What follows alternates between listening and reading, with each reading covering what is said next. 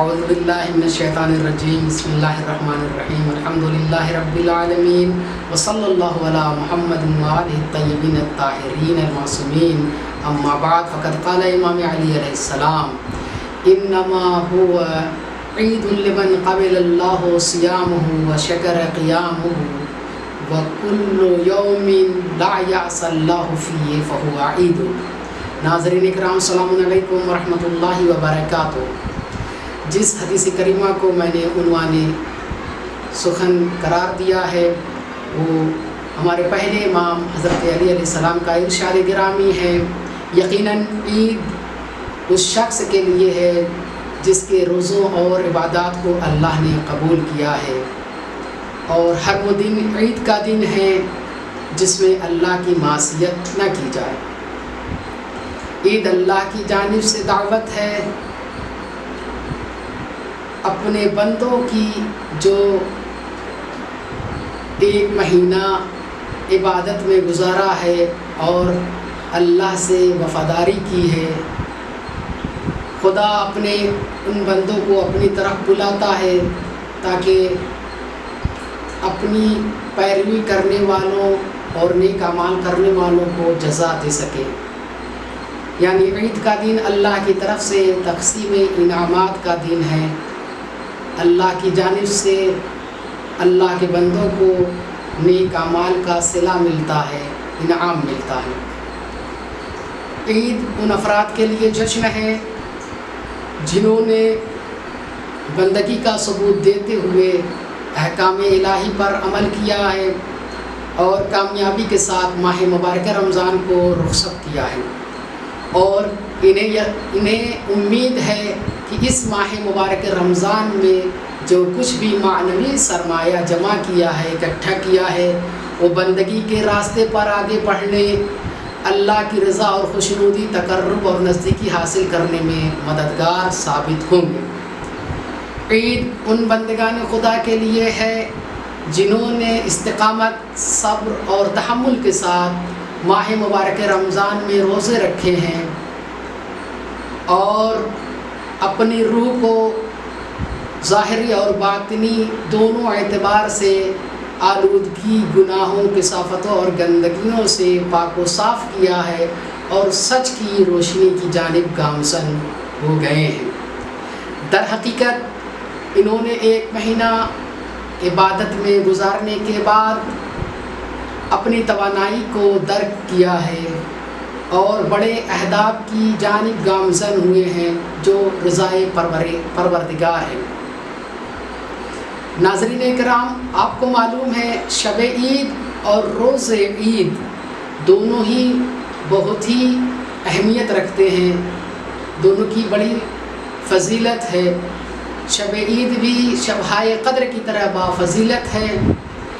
شب عید بڑی بابرکت اور باعظمت رات ہے، اس لیے نبی پاک حضرت محمد مصطفیٰ صلی اللہ علیہ وآلہ وسلم نے ارشاد فرمایا، اگر کوئی شخص اس رات کو عبادت میں بسر کرے تو اس کا دل اس دن نہ مرے گا جس دن خوف و ڈر کی وجہ سے لوگوں کے دل مردہ ہو جائیں گے۔ جو حضرات، جو انسان، جو مومن عید کی رات کو عبادتوں کے ساتھ بسر کرے گا اس کا دل اس دن نہ مرے گا جس دن خوف و ڈر کی وجہ سے لوگوں کے دل مردہ ہو جائیں گے۔ شب عید میں جس کام کو کرنے کا ہمیں حکم دیا ہے اور جو باعث اہمیت ہے، واجب امر میں سے ایک امر ہے، وہ فطرہ دینا ہے، فطرے کا نکالنا ہے، جس کی شریعت نے بھی بہت تاکید کی ہے، اور شرائط کے ہوتے ہوئے اگر کوئی اسے ترک کرے تو وہ گناہ کبیرہ کا مرتکب ہوتا ہے۔ جیسے کوئی شخص نمازوں کی تشہد میں اگر محمد اور اہل بیت محمد علیہ السلام پر درود و صلوات نہ پڑھے، نہ بھیجے تو اس کی نماز قبول نہیں ہوتی ہے۔ اسی طریقے سے اگر کوئی شخص عمدن فطرہ نہ نکالے تو اس کے روزے قبول نہیں ہوتے ہیں۔ تو سوال اب یہ ہے کہ فطرہ کس کے اوپر واجب ہے، فطرہ کون نکالے؟ تو جو شخص عاقل ہے، بالغ ہے، پورے سال کی پونجی، سرمایہ اور اخراجات رکھتا ہو، اس پر اس کا اور اس کے اپنے اہل و عیال کا فطرہ نکالنا واجب و ضروری ہے۔ اب اگر کوئی شخص پورے سال کی پونجی نہ رکھتا ہو، پورے سال کا اخراجات نہ رکھتا ہو، نیاز مند ہو، محتاج ہو، بغیر دوسروں کی مدد کے اس کے گھر کے اخراجات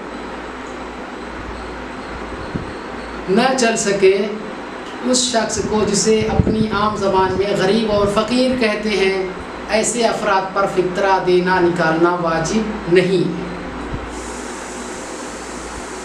تو یہ ایک بہت ہی ضروری اور واجب کام ہے۔ جیسے ہی عید کا چاند آسمان پر نظر آئے یا اول شب شوال کی تصدیق ہو جائے، عید کے چاند کی تصدیق ہو جائے، فوراً فطرہ نکالنا ہر مکلف کا ضروری اور واجب کام ہے۔ اسی طریقے سے روزہ عید کچھ کام مستحبات میں سے ہیں، جیسے عید کے دن غسل کرنا، نماز عید کا پڑھنا جو زمانی غیبت امام زمانہ علیہ السلام میں مستحب ہے، اور امام علیہ السلام کے ظہور کے بعد اور ان کے دوران حکومت واجب کام ہے۔ اور اسی طریقے سے روزہ عید زیارت امام حسین علیہ السلام کا پڑھنا بھی مستحب ہے۔ عید کے دن اپنے عزیز و اقارب، رشتہ داروں اور پڑوسیوں، دوست و احباب، چاہنے والوں سے ملنا، صلہ رحمی کرنا اللہ اور رسول اور اہل بیت کے نزدیک پسندیدہ کام ہے اور باعث ثواب ہے۔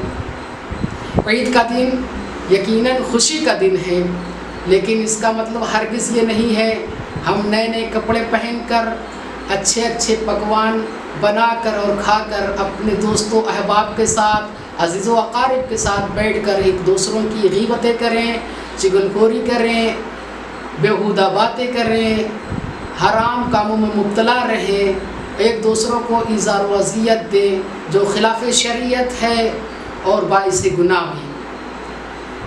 یہ ایک بابرکت دن ہے، بالکل اسی طریقے سے جیسے ماہ مبارک رمضان، جس طریقے سے ہم نے ماہ مبارک رمضان میں برائیوں سے خود کو بچایا، غلط باتوں سے دوری اختیار کی، اسی طریقے سے اس دن اور دوسرے تمام دنوں میں بھی ہم غلط اور بیہودہ باتوں سے پرہیز کریں، برائیوں سے بچیں اور حرام کاموں سے دوری اختیار کریں۔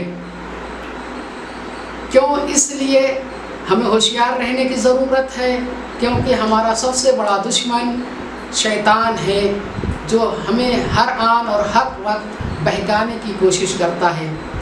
کہیں ایسا نہ ہو ہم عید کے پورے دن ہنسنے ہنسانے، کھیل کود میں، گپے بازی کرنے میں بتا دیں اور شیطانی مردود کے جال میں پھنس جائیں، اور پھر ہمارے پورے ایک مہینے کی مشقت عبادات پر پانی پھر جائے اور ہم پورے سال پھر سے شیطانی مردود کے غلام بنے رہیں۔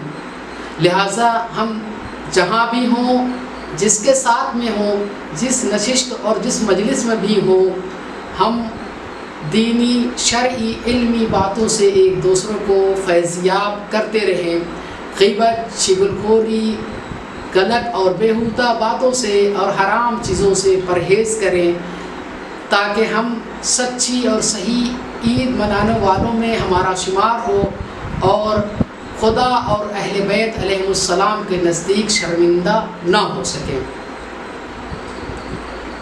لہٰذا ہم توجہ دیں کہ ہم سچی اور صحیح عید منائیں، ایک دوسروں کی مدد کریں، ایک دوسروں کی احوال پرسی کریں، ایک دوسروں کو مبارکباد پیش کریں۔ میں آپ تمام ناظرین اکرام کی خدمت میں عید سعید کی مبارکباد پیش کرتا ہوں۔ آپ جہاں بھی ہیں شاد و آباد رہیں، صلہ رحمی کے ساتھ ایک دوسرے کے رابطے کو برقرار رکھیے اور ہنستے اور مسکراتے ہوئے لوگوں سے ملاقات کیجیے۔ آخر میں خداوند کریم سے دعا کرتا ہوں، معبود بحق کے اہل بیت علیہم السلام ہمیں تمام آسمانی اور زمینی بلاؤں اور وباؤں سے بچا اور اپنی حفظ و امان میں رکھ۔ والسلام علیکم ورحمۃ اللہ وبرکاتہ۔